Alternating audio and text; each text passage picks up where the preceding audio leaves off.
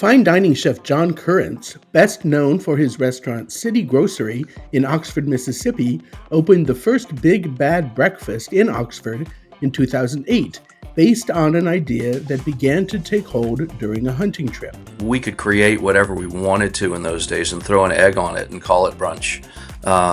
And so, you saw things like pozole, and we ran all kinds, like a goat pozole, butter chicken. I mean, just any of the great dishes, that are comfort food, and throw an egg on top, and then voila, you've got a breakfast food, and people really cottoned to it, and we had a ball doing it. It has since grown to 26 locations throughout the southeastern United States, with the most recent location having opened in November in Atlanta.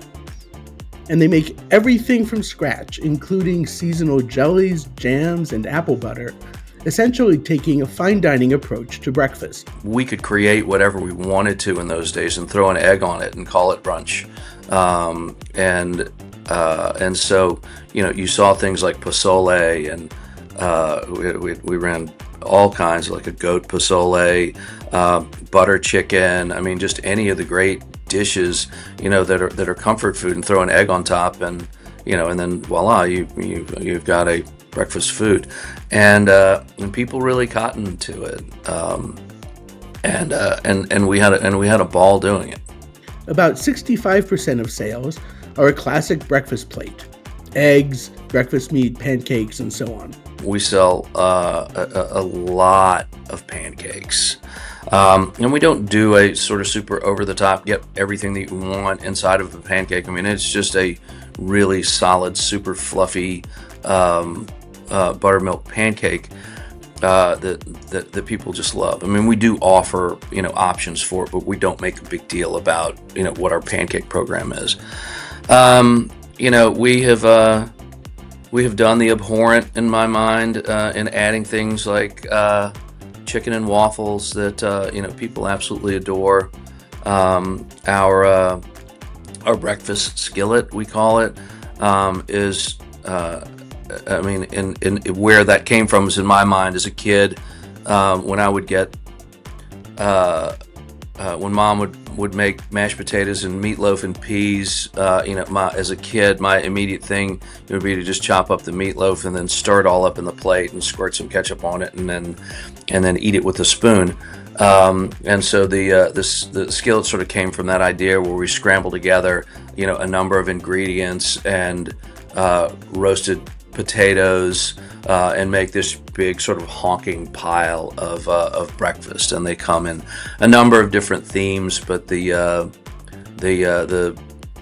big bad version of that, which is just either bacon or sausage scrambled with all those things, is sort of is item number 2. Actually, the most popular item is coffee, which Currence hadn't given much thought about until the concept had grown to around 15 restaurants. At that point, we went back to our vendor and said, "Hey, how much coffee do we have to sell in order for you to create, or for us to create a blend together that is specific, to BBB?"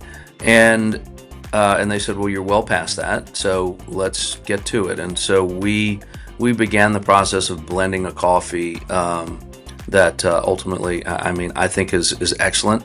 So much so that I'm somebody who has drunk coffee with milk my entire life, and I say that unapologetically. And I'm sorry to the coffee lovers of the world out there, who look at me as a Philistine in this moment. But I will tell you that, when we finished we call it crankshaft. Is it's the thing that will get you started in the morning. So the coffee's well thought out. What about the breakfast meats? We own the processing plant where everything is made, so we control everything about the process. So all of our sausages and bacons and ham, our smoked turkey breast, and now our chicken sausage come from a processing plant that we own in North Alabama. And and that's it speaks to that's something that, from the standpoint of a chef, that um, most folks would be really happy to go out and say, okay, well, I'm going to pay the money to get Alan Benton's bacon, and we're going to be able to advertise that we run Alan's, bacon. And we wanted to take it a step further than that. And so when we opened our second location and realized that we were going to have to be crossing state lines, that we couldn't just produce out of our little smokehouse in Oxford for the other stores as we were going forward. It just was not going to meet anybody's criteria for legality. And so this opportunity presented itself. Well, we leaned into it. So for the last 12 years now, we have been building that business. The plant supplies a number of different people around the South with product. They produce all the brisket for a group called Torchy's Tacos, which is a massive account.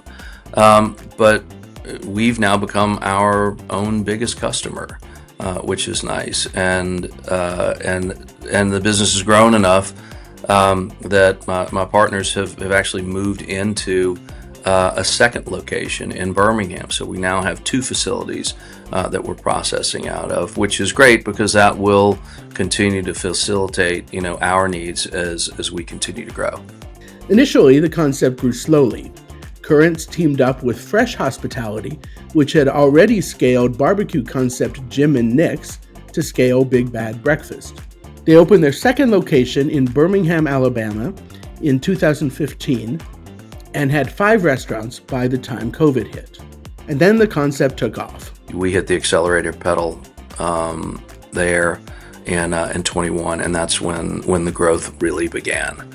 And we've been on course with 5 or 6 stores a year sort of since then, which puts us where we are now.